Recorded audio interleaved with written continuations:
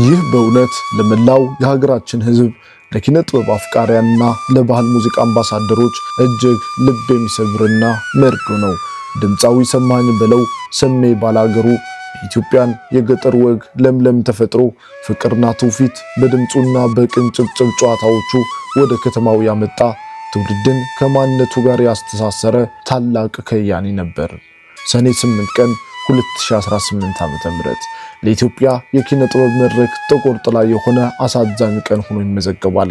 የሀገራችንን የባህል ሙዚቃ በራሱ ለየት ባለ ለዛ ጨዋታና ትውፊት ይዘት ከፍ አድርጎ የሰቀለው በብዙሃን ዘንድ ሰሜ ባላገሩ እየተባለ በፍቅር የሚጠራው ተወዳጁ ድምፃዊ ሰማኸኝ በለው በተወለደበት በዚህ ዕለት ከዚህ ዓለም በሞት መለየቱ ተሰምቷል። ይህ ዜና ድንገተኛና መላውን የኪነ ጥበብ ማህበረሰብ አድናቂዎቹን በከባድ ሐዘን ውስጥ የጣለ ሆኗል።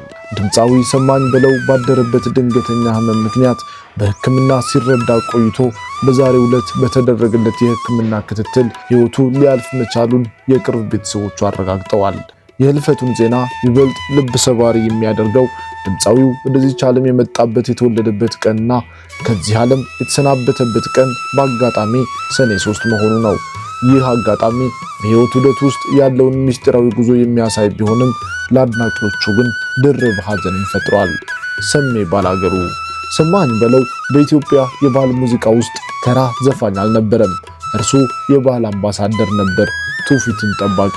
በዘመናት ማዕበል ውስጥ የሀገራችንን ገጠራዊ ለዛ፣ የወግ አገባብ፣ የለቅሶና የደስታ ስሜቶች ሳይበረዙ በሙዚቃዎቹ ውስጥ ጠብቆ ቆይቷል። በገጠር ባህል ውስጥ ያለውን ቅንነት፣ ፍቅርና ታማኝነት በዜማዎቹ ሲያቀነቅን ስራዎቹን የሚሰማ ማንኛውም ሰው ልቡ ወደ ማህበረሰቡ እሴቶች እንዲጓዝ የማድረግ አስደናቂ አቅም ነበረው። ሰሜ ባላገሩ ሰሜ ባላገሩ የሚለው የቁልምጫ ስሙ ዝም ብሎ የመጣ ሳይሆን ከገጠር ባህልና ማንነት ካለው ጥልቅ ፍቅርና ውክልና የመነጨ ነበር። በሙዚቃ ኢንዱስትሪ ውስጥም የተወው ድንቅ አሻራ አለ። ሰማኸኝ በለው በሙዚቃ ህይወቱ በርካታ ህዝብን ያዝናኑ፣ ያስተማሩና የታሪክ ማህደር የሆኑ የሙዚቃ አልበሞችንና ነጠላ ዜማዎችን አበርክቷል። የእርሱ ስራዎች የኢትዮጵያ ብዝሃነት ውበትና ታሪካዊ ሴት በደማቁ የሚያንጸባርቁ ነበሩ። በመድረክ አቀራረቡ በቅንነቱና ከአድናቂዎቹ ጋር በነበረው ጥልቅ ትስስር በኢንዱስትሪ ውስጥ የማይተካና የራሱ የሆነ የሰማኸኝ ስታይል መፍጠር የቻለ ከያኒ ነበር። የእርሱ ማለፍ በባህል ሙዚቃ ዘርፍ ላይ በቀላሉ የማይደፈን ትልቅ ክፍተትን ይፈጥራል። ድምፃዊ ሰማኸኝ በለው በመድረክ ላይ የብዙሃን እንቡጥ አርቲስት እንደነበር ሁሉ በህይወቱም የተረጋጋና ምሳሌያዊ ህይወት የነበረው ባለትዳርና የአራት ልጆች አባት ነበር። ለሙያዊ ስኬቱ በስተጀርባ የቤተሰቡ ድጋፍ ትልቅ ቦታ የነበረው ሲሆን ዛሬ ይሄ ታላቅ ሰው ሲለይ ለቤተሰቡ የተወው ሐዘን እጅግ የከበደ ነው።